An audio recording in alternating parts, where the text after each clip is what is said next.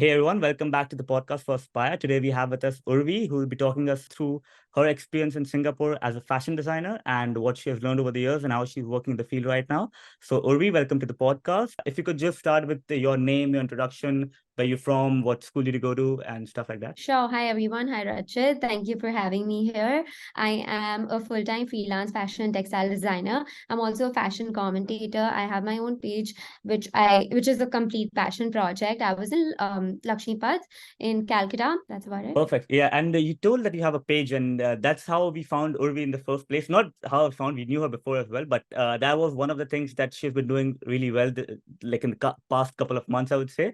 And the page has really grown, and the content is really valuable for anyone in the fashion or textile design industry because you've been reviewing like a lot of Met Galas and a lot of fashion walks and stuff, and reviewing how Yes. the design and the details on the dresses and the different collabs have been working out, which Yeah. is really intriguing to see, even as a person who's not in fashion, because the Yes. details that go into everything is so minute and so particular that it's really Yeah. interesting to watch. And the way you explain it's really good. So congratulations on that. And we'll definitely link the page down below for any one of you all to check out. Moving on to the Again, next. I'd like Yeah. to add something to that. Yeah. I Again, people view fashion as a industry which is all glamorous, but there is a lot of hard work that goes into it. So yeah, when I was supposedly 5 years ago, this is something I would have loved to see, a lot of explanations and made it completely simple and easy to understand for even someone who's not in this field, right? So that is what I aim to do with my page. Yeah, definitely. No, I mean, every industry I think has some kind of stigma attached to it. And fashion Yeah. industry, most people think that, okay, it might not be, it's not that detailed or something. But when you look at the details in every small thing, I think it's Yeah. more detailed compared to most other industries. And Yeah. the smallest of changes can make a vast difference in the Minute. overall look. Yeah. Yeah, definitely. And most people have some respect for fashion because they all want to look good and want to feel good in that sense, but they I don't think respect fashion is a the work luxury. that goes behind it. Yeah, yeah. They don't, most of them don't respect the work that goes behind, like creating these Yeah. amazing work. Okay, coming to the next thing, where did you study and what did you major in, Urvi? So I studied in Lasalle College of the Arts, which is in Singapore, and I majored in fashion design and textiles. Lasalle College of the Arts has recently merged with a NAFA, Nanyang Academy of Fine Arts, the another art college in Singapore, and now it's a conjoined, it's completely conjoined thing, and now they go by University of Arts Singapore. Yeah, Okay, so this so happened recently. this happened recently. Okay, and you were in LaSalle School of Arts. If, am I Lasalle, yeah. pronouncing it right? LaSalle. Yes. Okay. And how was your experience studying in the university, and why did you choose LaSalle in the first place, or was it your first choice at all? LaSalle was my topmost priority. Like I Okay. would not go anywhere else if not LaSalle. And there are a lot of personal reasons attached to this because firstly, LaSalle, Singapore was closer to home. Mm-hmm. It's barely a few hours away. So it really makes things easier for my family and both myself. Mm-hmm. And then again, my parents are very familiar with Singapore as a place because they used to often visit Singapore for work. So, these are a few reasons. But then again, I knew a handful of people who had graduated from LaSalle, like a handful of people, few seniors, but they were doing exceptionally well in life. And I had seen their journey since they were in school till the time they graduated, right? So Mm-hmm. that sort of gave me a personal attachment and like a first-hand experience of sort from them, which is why I wanted to go to LaSalle. Said that LaSalle was closer to home as well since it's Singapore. That's also a major consideration when choosing universities Yeah. because that helps you a lot when you want to go back home or when your parents want to visit. That's the easier way. Even though you're going to a very good university, it's not that far away from home that you have to think about going back home for like a long time. So that's a good Yeah. choice based on like your personal needs as well as your professional academic goals. And what was your experience studying in LaSalle and why Singapore? And like, because I know Singapore is not that forward in fashion as of now, but Yes. LaSalle has already had like a very good reputation, and I've heard about LaSalle before as well. But I didn't know how that would fit in into the customs of Singapore, where it's not that fashion Yeah. forward. So, how was your Yeah. experience in Singapore overall and LaSalle in general? So, of course, like I said, Singapore is closer to home. And again, Singapore is extremely safe. So, that is one thing people do take into consideration. The laws are very stringent, which sometimes does work for people, and sometimes people are not very happy about it, but like each to their own. Again, it's a very vibrant city, lush greens. So, just you feel happy and euphoric in Singapore. That's my personal preference. And then Lasalle, the curriculum was great. They did really go in depth. There is no spoon feeding involved, like what we witnessed. What I witnessed in my school days, that there was a lot of spoon feeding involved. So I was like literally plugged from here and put in Singapore, and then I had to maneuver my way through because no one is telling you there that you're supposed to go this way, right? So Mm-hmm. first year was extremely difficult for me, but then from second year onwards, it just things just even out a little. But yeah, again, LaSalle used to have a 4-year curriculum, but now they only have a 3-year course because they removed the foundation year. So for anyone who's headstrong and they're very clear in their head that this is what I want to pursue, I want to pursue animation or musical theater or theater, acting, fine arts, just anything at all. I was very headstrong that I wanted to do fashion design. So it worked out in my favor. Yeah. Yeah. And LaSalle, when you went to LaSalle, did it have like a 4-year program or did you do like a 3-year program? A 3-year program, Okay. because that So, was the year they got rid of the 4-year program. okay. The Okay. first year is the foundation year usually. Okay. So that's why it was more difficult for you as well, I'm assuming, because you didn't have that foundation year to settle in and, get used to the Yeah, thing.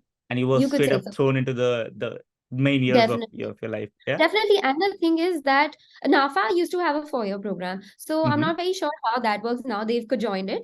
But then, yeah. So it was very difficult for me to maneuver through because, again, there's no spoon feeding involved. And they will explain the things to you once, but then you will have to like find your way. This is something I actually used to despise in my first year. But now that I look back in retrospect, and even in my third year, I think things became a lot more easier, and I gained this confidence that I can do it all by myself and I can figure it out. If you're thrown into the ends and you have to come back, then you find a way to come Yeah. back.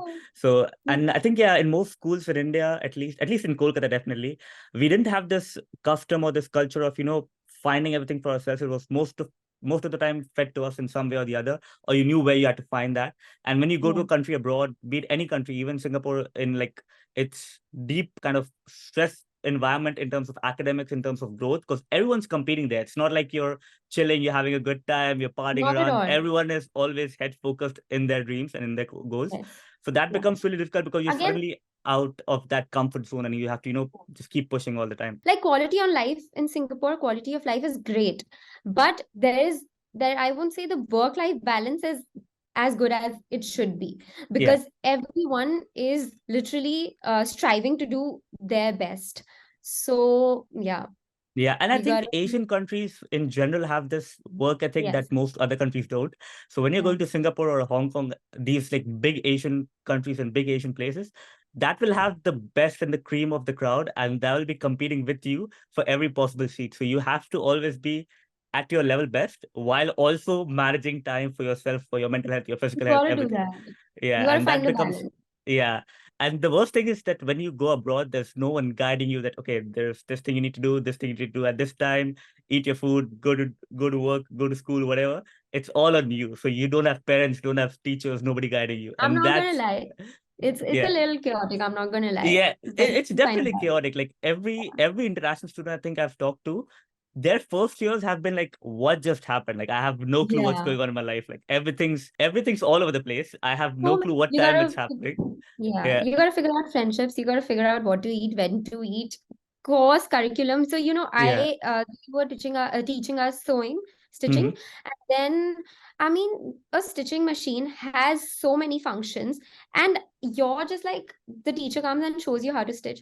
But now what? Like I've forgotten what were the things I had to place on the machine. Like it's It's difficult. so, yeah, and there are no tuitions as such. So like once they teach you, Exactly. it's done. So you have to keep Done. practicing. That's something I think, yeah. And plus Singapore, I think, is the top most preferred country for most people in Asia in general for anything, to be Hmm. honest. And that becomes really difficult for people coming there who are not from that country, because now you have to settle in a different country as well as work harder to get the same position that other people are getting. Hmm. Moving on from this point, do you have any tips for students coming into fashion designing or coming into Singapore in general? Honestly, as a fashion design student myself, I would say that really put yourself out there and do not hinder yourself from experimenting and exploring with fabrics, with textiles, with softwares. at all. Like, do not find a loophole or an easy way out through that. I will, even if I'm given a task, I will do the bare minimum and pass through. Like, if you want to excel, because you can do that and still pass, but the solely thing is you're going to regret it later, which has happened with me. Now that I look back again in retrospect, I think, oh, I could have explored so much more. Like, I could have done a lot with that single piece of fabric. That is one thing. Another thing is that equip yourself with the softwares extremely well, because no one is going to teach you that once you're in college. They expect you to somehow already know that, right? So you got to equip yourself with a Photoshop, Illustrator for sure. Yeah, that's a given. And another thing is, with AI on the rise and digital everything on the rise, you gotta learn softwares like Flow 3D and software similar to that. So things will really work in your favor. If even if that's not like a college requirement, you can always stand out and you can have an edge over others. Yeah, definitely. I mean, college will teach you the basics, I think. They won't teach you Thank you. everything that you'll need and plus everything that's coming up these days and coming up so fast. I don't think they'll have even time to teach you those kind of stuff. So they expect that you, like the extra time you have apart from classes, that's where you're focusing it on, learning new Yeah, skills, learning actual skills you'll use in real life. Softwares are a big part in that. In any creative field, I think having a mastery of the software you use, you don't have to use 10 softwares. I think you need to know just one or two, the main ones. And then you need exactly. to be really good at it and really fast. It will save you time. Really good at It will help you get your ideas into actual reality. Because if yes. you just think about it, but you can't put it out on pen and paper or on the software or in actual physical form, there's no point of that. Like you can think about the best thing, but it won't like have any effect. Yeah, So softwares definitely. definitely. And you said about putting yourself out there. What I wanted to ask is, let's say 5, 10 years ago, if people were trying to do fashion design and stuff, there was not that much of social media or any kind of media, to be honest. So you didn't Yeah. have that much of outlet to show yourself. You just had your portfolio, your physical portfolio, maybe your email, your website or something. These days, with the rise of social media, what do you think students in fashion or creative field should do with social media? Or should they put themselves out there just so that if they are putting even like, let's say 3 to 4 designs out per week, let's say, for example, the ones Yeah. they're creating, even the ones they're Yeah. creating as projects, assignments, whatever, they're putting it out there. If they start getting feedback on them, then they'll realize if their designs work, if their ideas are getting better or not. Or do you think they should Exactly. hold off till they're in college and do it after they graduate? Not at all. Um, you know, because proof of work, which is your portfolio, is extremely important. Say 5 years from now, 5 years ago, we used to have physical portfolios. Not anymore, right? When social media is on the rise, Instagram is like your best friend to showcase your work. You can just form a page and just start posting it out there. You probably will get like constructive criticism on it, which will only help you improve.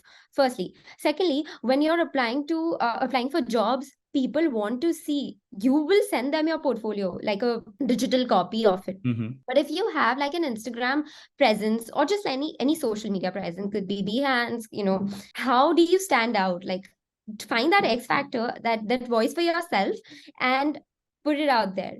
Do not hold yourself back that, okay, my work is not good enough, my drawings or my illustrations, my garments are not very well made. Nothing. Put yourself out there. No one is asking you to be a master when you're putting everything there. Yeah. You will only be a master like if you do. So yeah. Yeah. Plus, I think it helps you in freelance work as well. Because when you're reaching out to brands, let's say for actual work or even work part-time while you're in school, your Yeah. social media presence is the best presence you can have. Because if you have let's say if you started posting and in the next 2 years, you start getting following and you start getting good interactions and things on your page, the companies will look at your page and see, okay, this person has done something, even though they started off with nothing as a student, they've Yeah. made something out of it. They're getting good criticism, good stuff. So maybe we can hire them. Maybe we can, try them out instead of going with all big names, because most of the times, every company needs some form of, like in the creative field, every company will need some form of designer, some form of person who can guide the fashion style, someone who can guide the models,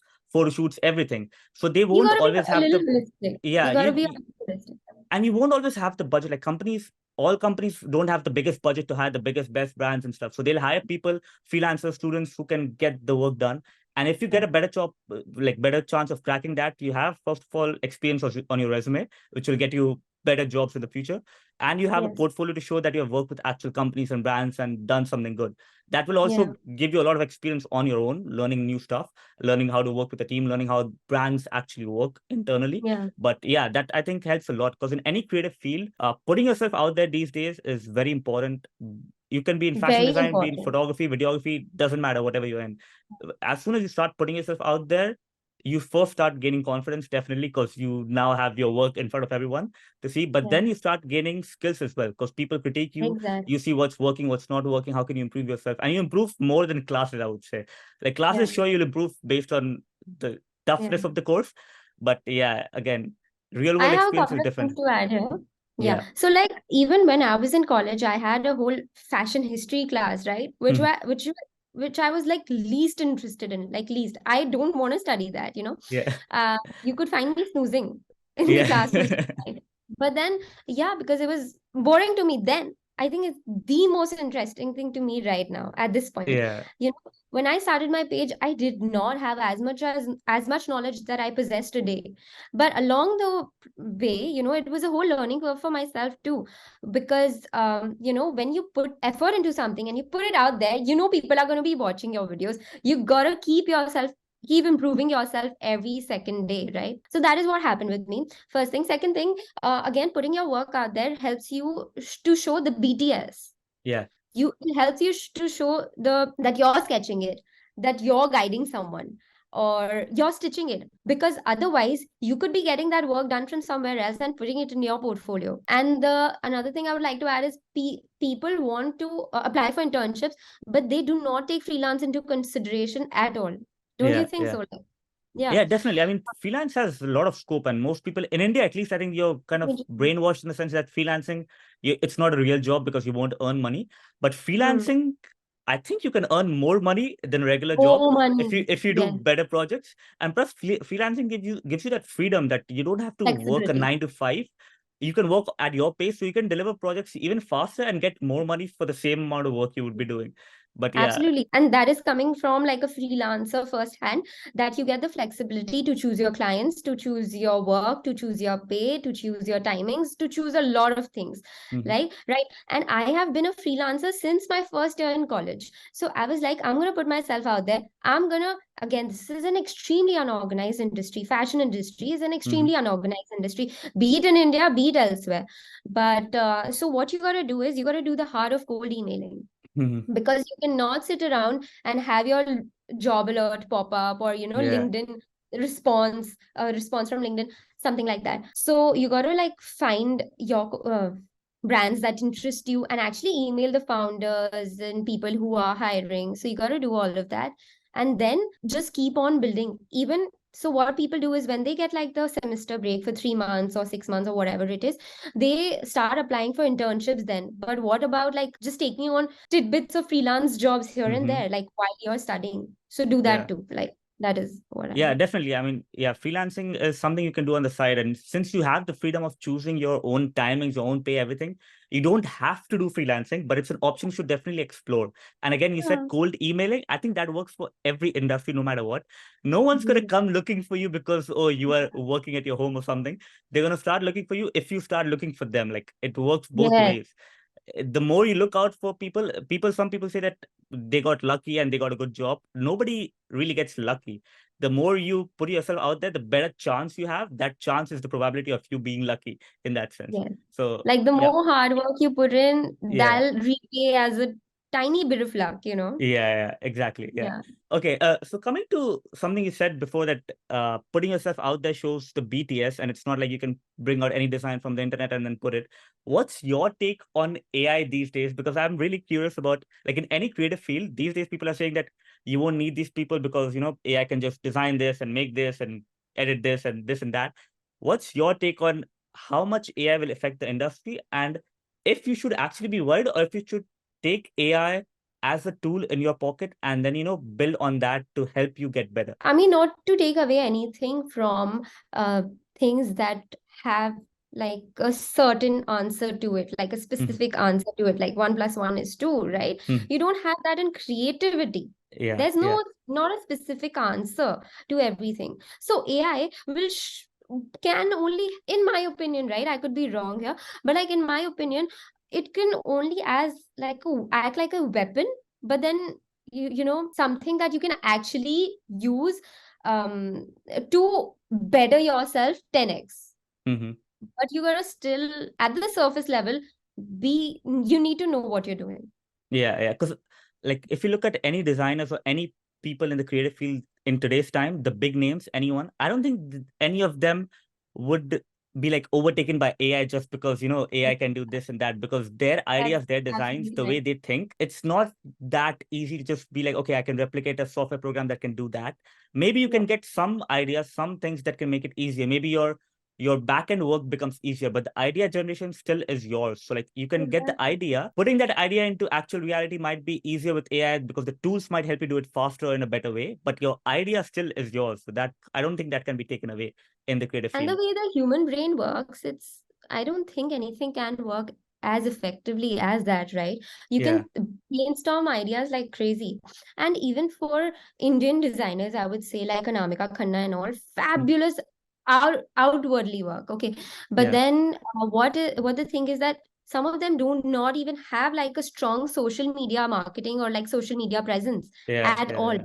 So it actually all boils down to clothes, like physical clothes at Yeah. the end, right? Yeah, definitely. I mean, a lot of big names, they don't market themselves that much on social media because I think a lot of them have been in the industry for a good For amount of time years as now. well. So Yeah. their brand speaks for itself. But still, like, even if they, let's say they had to do it in today's time, they could potentially like 2x or 3x their sales and their portfolio. Growth. Yeah, Yeah. it's growth definitely, but I think they are at a stage where they can afford not to do it because their name is already at that standard.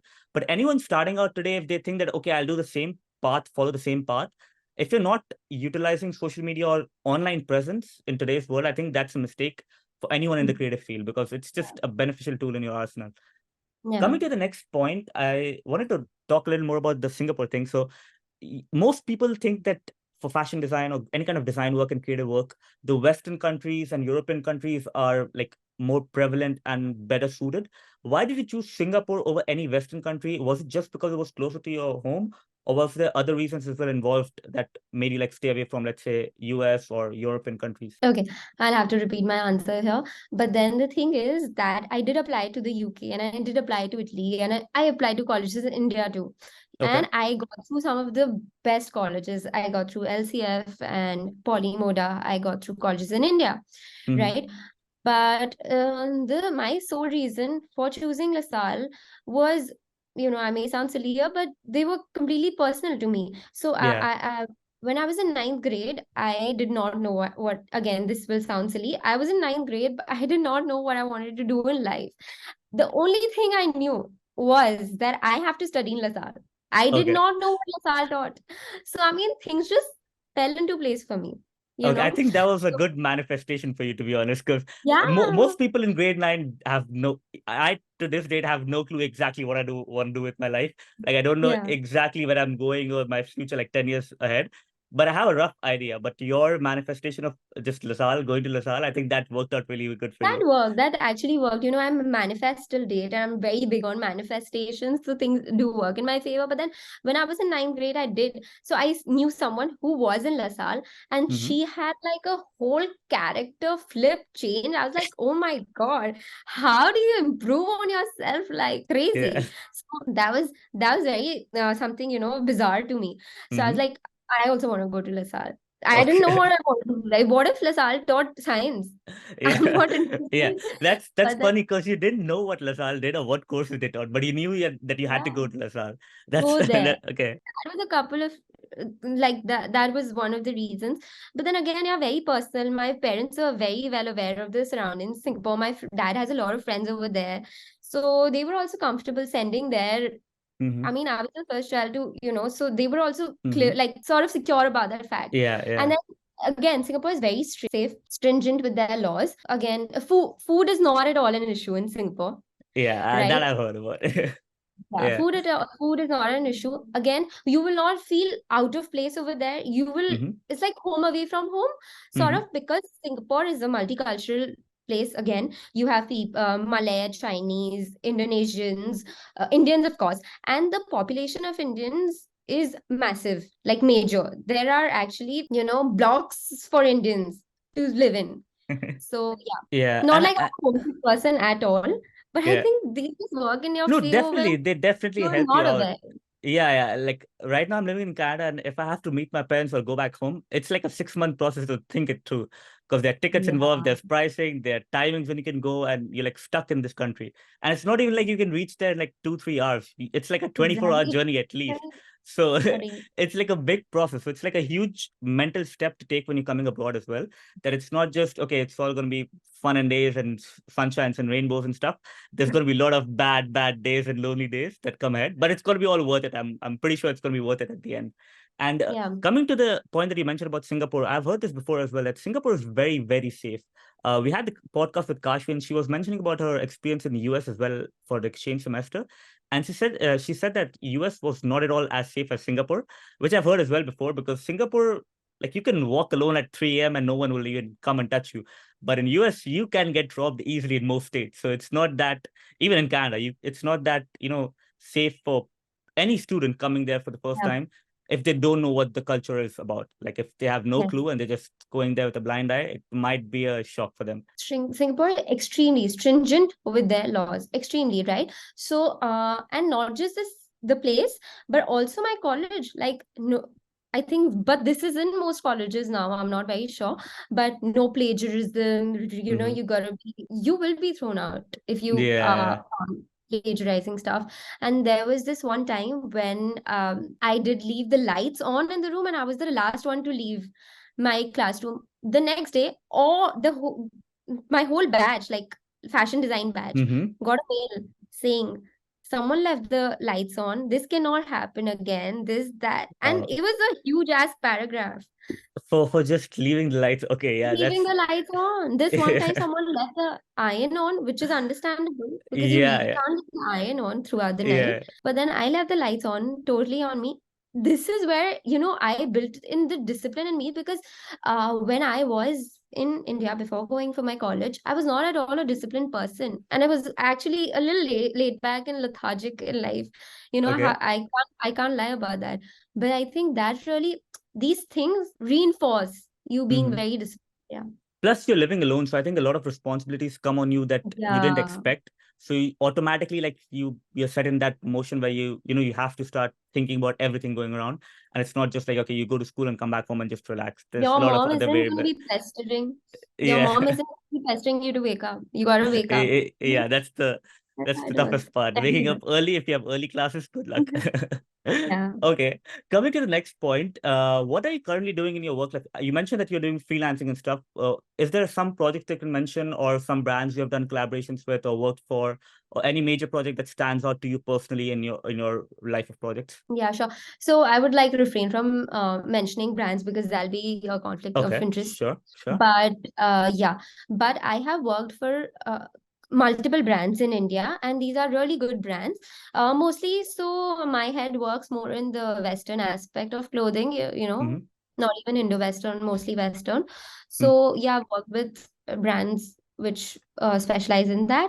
And then I have also worked for companies in Singapore because I formed my connections network over there. So now that I came back to India, they really want people who can outsource stuff here Mm-hmm. because things are like a lot more cheaper. Labor is a lot more cheaper here. Mm-hmm. Yeah. So that is what I'm doing right now. Uh, And what So, so question? you work with brands only, or like boutiques and stuff as well, or individual designers as well, or just like proper established brands when you do Proper freelancing? established brands. Okay. Proper established brands, not boutiques at all. Is there a particular reason, or is there a reason that you stay away from them, or just your personal preference for brands? Honestly, I wanted to build on my portfolio and I Mm-hmm. wanted to work with brands who would already possess a name. And it's not even about, I would work for a boutique till the time I know Mm. I'm getting to learn something from them. Because Okay. again, freelance is only something that I'm doing for maybe a couple of months more because then I Mm. do want to launch my brand. So I'm working Mm. on that parallelly too. So just something that, I can gain knowledge from at the end of the day.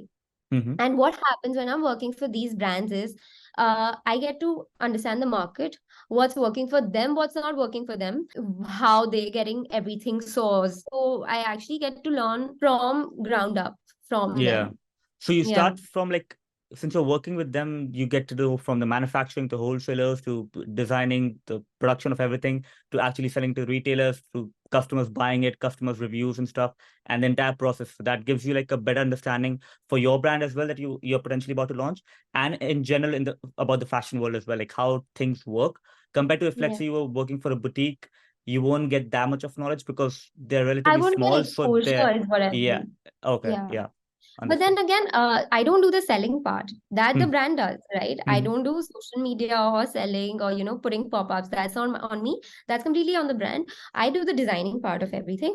But once my designs are out there in the pop-up shop or somewhere else or the multi-designer store anywhere, I get like a response on how Yeah. that's been doing, right? So that Yeah. is Yeah. how I get to know what's working, what's not working. But then again, working for these brands, what I do is I do everything digitally. So yeah, I could also pattern draft digitally if required. That is what I do. And the other thing is sourcing the fabrics and getting everything, finding tailors and carigars, Mm-hmm. embroiders. All also I will do, but I don't do that for most brands. I do that for brands abroad So, because Indian so themselves. when you create digitally, like for these brands, do you also Yeah. specify the kind of fabrics, the kind of products that are going to be there on the finished products, or just like the design of the product? Totally depends on the brand. So there's something at times a brand will come to me with a fabric like this is poplin, work on this, Mm-hmm. make a shirt out of this, and Mm-hmm. you work on the design of the shirt, you work on the embroideries Mm-hmm. and design variation on the same shirt. That is one thing. Second thing is when sometimes I'm like completely on my own, so I have to figure out the fabric Okay. again. Okay. So it depends Yeah. on brand to brand and project to project. Coming to the next question, more towards 5 years back when you were applying for Yeah. colleges and stuff. I know you were Yes. very like sure about LaSalle, Helpful. but did you take Yeah. any counseling, any kind of guidance from anyone when you were applying to LaSalle? Or did you do anything separately for applying to all the fashion colleges, or did you just have your regular portfolio and just your regular schoolwork? So I did have my regular portfolio and my Mm-hmm. regular schoolwork. Mm-hmm. I was not even aware of that these things existed. Mm-hmm. Someone who could actually guide you through. Mm-hmm. What I did get help with was my admission process. That's Mm-hmm. about it. Just applying and compiling your work. That's about it. That's But to actually help someone maneuver me through the process or better myself at it and what extra edge I can put in my work, probably not as prevalent as it could have been. mm-hmm. And again, I also learned the softwares before I went. Although I Okay. was really bad at them Mm-hmm. back then. Now that I'm extremely good at it, but back then I was very bad at it. But I had like a base. I knew Mm-hmm. what pen tool was or what something else was. So I Mm-hmm. knew all that. So I'm glad that I took that course, but that's the only thing. Yeah, and now things are a lot more personalized, I feel. They really customize things according to your choices, preferences. Mm-hmm. But no, I had to maneuver my way through. So would you suggest anyone who's planning to apply in today's time for like fashion design or any kind of design work or any kind of design colleges to take counseling, or just even if they want to take counseling, is there something you feel that should be there in the counseling industry that might not be there, or something that you would recommend students to definitely do while they're applying to colleges that will get them a good head start when they're in college? Yeah, a lot of things I would actually recommend students today because thankfully I wanted to do fashion design and it worked out in my favor that I actually ended up liking the course. But Mm-hmm. what happens with people is that, and I've experienced this with my peers itself, most of them left in the first 6 months of college. They were like, Okay. we can't do Singapore, we cannot do fashion design. It is extreme, it's like really getting to us. Mm-hmm. Right. And this also happened with the people in another course, someone in animation left animation. So you are investing that time, effort, might as well be well aware of things, right? Mm-hmm. What the course is going to include, that is exactly what you want to do or not.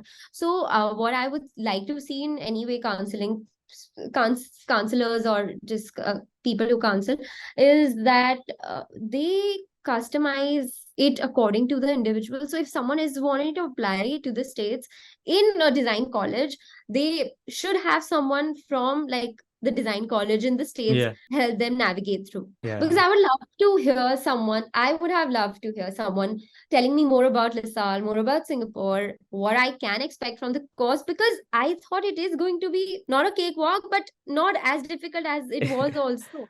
I Yeah. was like, I'm gonna ace it. Yeah. I know the software. I knew nothing. I went when I went there, I was like, I know nothing. So Yeah. yeah. No, it definitely helps if you have someone to guide you through. So, like, let's say you were talking about this earlier as well, that you had a couple of seniors you knew who guided you, like what could be done. They gave you their experiences. So you had a better understanding of what LaSalle could be like. But still, they were not like, they were just like friends telling you stuff. It was not like a I mean, professional I telling you, did like, not even have proper conversations with them. I just was aware that they're yeah, doing yeah, better in life or they've graduated from LaSalle. yeah, But then yeah. I didn't bother to even reach out or speak to people because If you take it today, like let's say someone with your experience is sharing that to someone who's just about to apply, that's a lot of knowledge you can pass down in a few yeah, hours that they won't get to know for a few months once they go there if they have no yeah, clue what's going on. yeah, That's like something very valuable. Even when I came to Canada the first time, I had no clue what's going on. For like a couple months, I was like, yeah, okay, what course, what should I do for this, that, because I had no clue what's going on with anything. yeah. But now that I've been here for a while, if anyone comes now, and if I have to guide them through, I can get them through their first year easily, like a good head start for their first year. Because I know everything they're going to face in the first year, every possible challenges and stuff, and where they can save time to enjoy for themselves or work and get better at themselves.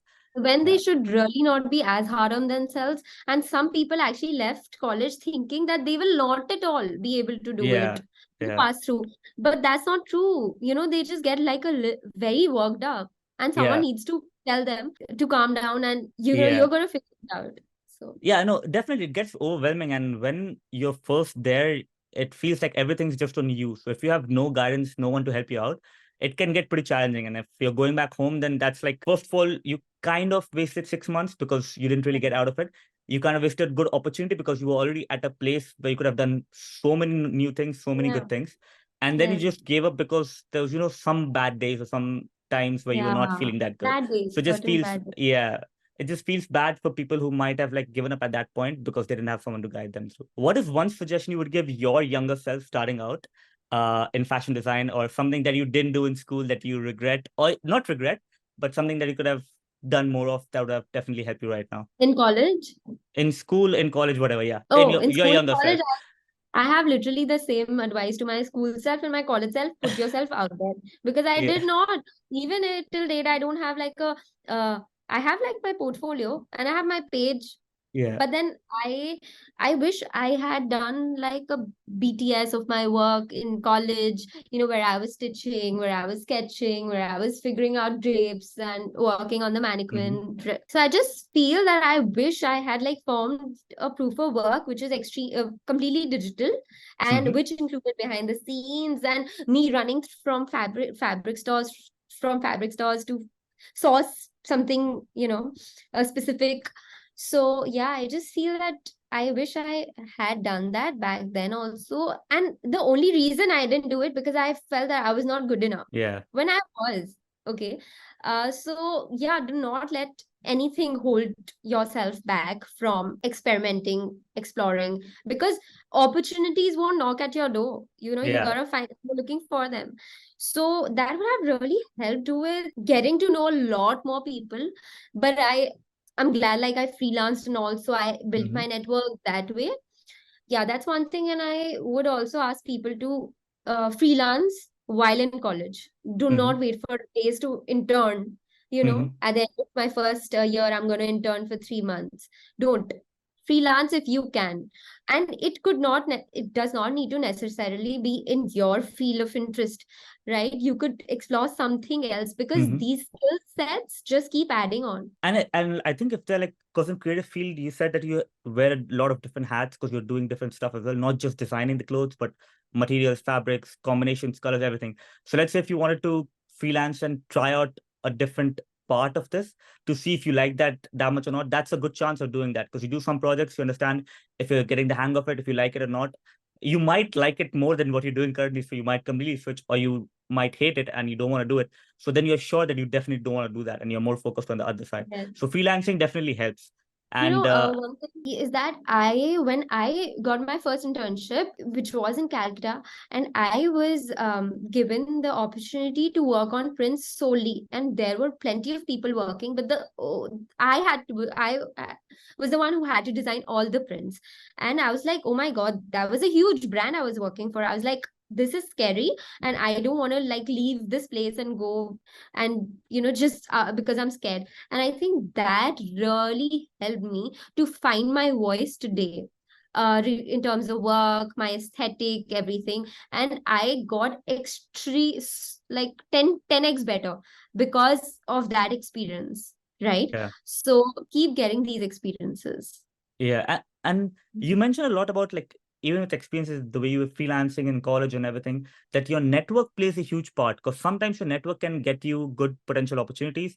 Sometimes your network can guide you in different ways or get you like better collaborations and stuff. So how Hmm. did you network? I know you said cold emails. Any other way in college that you can network, or any other way that you should definitely be networking as a student in this field? That will help you get better projects, better freelance work, or better jobs and internships. Again, don't hold yourself back. There will be a lot of talks in your college. People will be coming and attending your college, to share their experiences, their work. Go speak to them. See, ask if there's any potential job opening or internship. How you can tell them how you will be able to provide value to them, or if you can just gain some experience from them. So that's one way to network. Mm-hmm. Then second thing is, of course, cold emailing. And third is social media presence, I guess. Like Yeah, if your yeah, work is actually good, if you know how to use Clo 3D and make garments that actually look real life, then brands, I think, or people themselves will approach you and ask you to do 2 or 3 pieces for them. yeah, Right. definitely. So, Yeah. just one follow-up question on this. What are your top three social media or any media platforms that a designer should be on? And then your top three softwares that you should definitely know that will help you out, like your entire work life. So a designer should be on. Yeah, fashion designer. Like, let's say if you had to choose your top three that you think you should definitely focus on, like top three softwares you'd use on the daily or you use the most for design work, and Softwares, top I can three. tell you. Softwares, I use Photoshop, Illustrator, and Procreate. I Okay, cannot do without these three. I okay, cannot absolutely do without these three. So these are top three that you should get accustomed to, for okay. sure. And then you asked about social media, right? Social media, yeah. Instagram, of course, top. And then totally depends on person, I guess. So like I'm a commentator. If Mm-hmm. you think from my aspect, if perspective of someone who's into fashion journalism, then you can have a voice on YouTube. Mm-hmm. You can have a voice on Twitter, right? So I think here and there, little tweaks here and there, but Instagram is like a no-brainer for everyone. You gotta have a presence over there. Okay. And does your website also play a huge part, or if you should have a website, or social media is more than enough, like to You manage should most of the have a things? website if you're like headstrong into pursuing something full Mm-hmm. time, I guess. So, like, I'm a freelancer. I can form my agency today and a website today, but I know this is not something that I'm doing for, say, even probably 5 more months. I want Mm-hmm. to start my label. So, someone who is gonna be doing freelancing full time, then they can start their own website. But I do have my website, which has my work, So, complete work. like, your portfolio should be your main thing online. There should be a portfolio online for anyone if they search your name or your brand or whatever name you go by on social media. They should Yeah. have a rough idea of what your portfolio looks like, and then they can decide if they want to work with you. They want to, share anything on that page. So Like that you've gets seen you more Behance and all, right? Behance. Yeah, yeah. Even if you type someone's name and then you write Behance next to it, it will show you the work. So yeah, those were most of the questions I had for you, Urvi. This was a lovely podcast, and I'm pretty sure I've learned way Yeah, too much about lovely fashion chatting with you. that I had no clue about because I'm way behind in fashion. In any sense, I'm way behind in fashion. But Hmm. thank you so much for coming today. Do you have any final thoughts, any closing thoughts about fashion design or students pursuing fashion design or the future of fashion design, let's say? This is a fabulous world and it is glamorous. I'm not going to take away from that. But it is also a lot of hard work and it's like that's all I have to say. What's your favorite Met Gala? Who was your favorite Met Gala person who ever came? I have no clue how this Cardi norms B was work. great. Who? Cardi B was great. Okay. Cardi B. Yeah. I mean, this time the Met Gala really fell short on It many fell short. aspects. Oh wow. Yeah, Okay. this time it I did. I have no clue. We I just wanted cannot to know. ignore. We You did cannot not. ignore Doja. We cannot ignore Doja Cat. I'm sorry I about the think I noise. saw. I think I saw her photo somewhere. She dressed up as an Doja actual Cat, cat, right? prosthetic. Yeah, Yeah, yeah, yeah, yeah. cat. Okay, yeah. That was something new. I didn't expect that to come. Uh, Yeah, I couldn't recognize cosplay. her on the photo when it came on something on Instagram, and then I clicked and it was like Doja Cat. I'm like, oh, that makes sense. Her name, like stage name, is Doja Cat, and she dressed up as an actual cat. That made Oh, I sense. actually didn't think about that. Wow. Yeah. Okay, yeah. So one fashion tip from me to you that breaking Thank down you. Doja Cat's outfit. Yeah. Hmm. Okay, thank you so much, Urvi, for joining us today. This was a wonderful Lovely chatting with podcast, you. and we'll have all of Urvi's socials down below in the description, so you guys can check her out. And make sure to give her a follow, and definitely reach out to her if you have any questions about fashion design or working as a fashion Definitely. designer or studying in Singapore. And I'm pretty sure she'll be happy to answer. Thank Yes. you so much for joining, and we'll see you in the next podcast. Thank you for having me. Bye.